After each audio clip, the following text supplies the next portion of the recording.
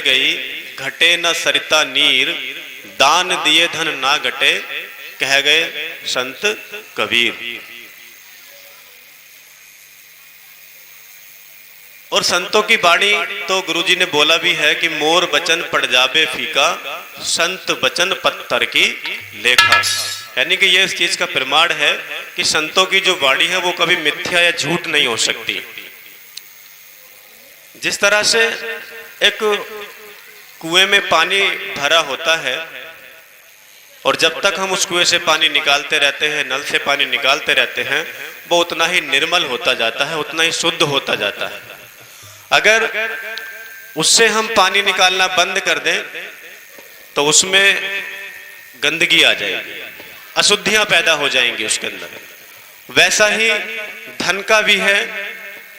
धन में जितना आप अपने कर कमलों से कमाते हैं उसमें से थोड़ा बहुत अंश, वैसे तो शास्त्रों में यह कहा है कि अपने कमाए हुए धन का 10% आप हमेशा धार्मिक कार्यों में लगाएं। चाहे यहाँ पे दान करें, कहीं और लगाएं, किसी बच्चों की पढ़ाई में लगाएं, गुरुकुल में लगाएं, मंदिर में लगाएं, जहां भी मन करे। लेकिन फिर भी नहीं तो जहां भी आपको जितना भी मौका मिलता है जरूर लगाएं। तो उस धन में से जैसे आप दान के लिए धन निकालते रहते हैं तो वो धन की शुद्धि होती रहती है। और उस धन से जब आप अपने बच्चों का लालन पालन करते हैं तो उनकी बुद्धि में भी कोई विकृति नहीं आती है। क्यों? कहा है कि जैसा खाएंगे अन्न वैसा हो जाता है मन। जब आपका पैसा अशुद्ध हो जाएगा, जब आपका धन अशुद्ध हो जाएगा, जब आप उस धन में से कहीं दान नहीं देंगे तो आप उस पैसे से जो अपने बच्चों का लालन पालन कर रहे हैं वो अशुद्ध जो बुद्धि है उसमें विकृति करेगा, उनकी बुद्धि खराब होगी। देव प्रवृत्ति को नहीं, फिर वो राक्षस प्रवृत्ति को अपनाएंगे। आप जैसा देख भी रहे हैं कि बहुत सारे लड़के लड़कियां बच्चे गलत ट्रैक पे चले जाते हैं।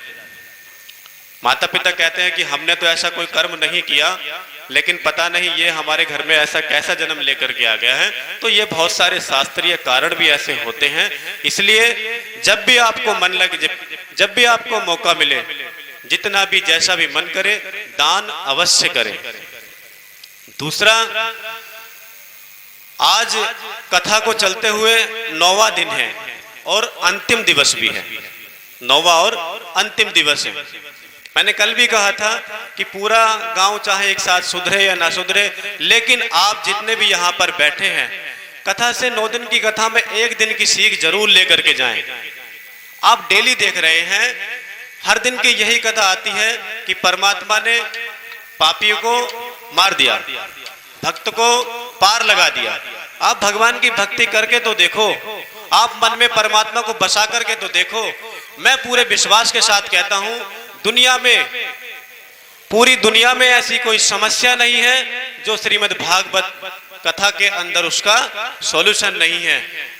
ऐसी कोई दुनिया में समस्या नहीं है जिसका सॉल्यूशन भागवत के अंदर नहीं है, भगवत की परमात्मा की भक्ति के अंदर नहीं है। आप भक्ति करके बशर्ते आपके मन में इतनी श्रद्धा होनी चाहिए कि हाँ, आप सही तरीके से सही धन से कमाए हुए से कुछ अंश यहाँ पे लगाए, बच्चों को सही दिशा में लेकर के जाएं, यहां से कुछ ना कुछ किसी एक कथा से 1 दिन की कथा भी सीख करके जाएं, अपनी भाषा को सभ्य बनाएं, बच्चों को भी इस तरह से मना करें कि वो गलत ना बोले, उनको समय से पढ़ाएं। और एक और बात है, हम सभी जो हैं बहुत बड़े परिवारों से नहीं आते हैं यहाँ पर, क्योंकि बहुत बड़े परिवार तो बड़े परिवार ही होते हैं, आप जानते भी होंगे, कोई इतना बड़ा यहाँ पर नहीं है। हम सब गरीब तबके से आते हैं, बहुत गरीबी देखी है। मैं यहाँ पे खड़ा हूँ, ऐसा कोई शायद दुख नहीं होगा जो मैंने नहीं देखा होगा। 2004 में, आज से 18 साल पहले मेरे पिताजी खत्म हो गए थे। उसके बाद में दुनिया का क्या दुख, लेकिन मैंने कभी मतलब हार नहीं मानी, कभी गलत नहीं किया, कभी मन में ऐसा कोई विचार नहीं आया और परमात्मा ने मुझे हाथ पकड़ करके पार लगा दिया। तो आपके पास में जितने बच्चे सुन रहे हैं, पढ़ने वाले लड़के यहाँ पर सुन रही हैं, मैं उनसे निवेदन के रूप में कह रहा हूँ कि आपके पास में सिर्फ और सिर्फ अपने आप को आगे बढ़ाने का जो जरिया है वो बस शिक्षा है। आप दो रोटी कम खाए, एक जोड़ी कपड़े फैशन के कम पहने, लेकिन अपने बच्चों को जरूर पढ़ाएं। आप अपने बच्चों को पढ़ाएंगे, यही एक माध्यम है, यही एक तरीका है जो आपकी गरीबी को दूर कर सकता है, जो आपको अपने हक को दिला सकता है, जो आपके सम्मान को बढ़ा सकता है। इससे अलग आपके पास में और कोई रास्ता नहीं है। इसलिए कर्म करें, प्रार्थना करें। कर्म अपने बच्चों को सही दिशा में लेके जाए, पढ़ाए, और प्रार्थना भगवान की कथा में आए हैं तो यहाँ से जरूर कुछ सीख करके जाएं।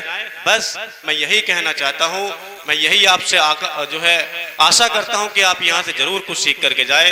बोलो गोविंद भगवान की जय।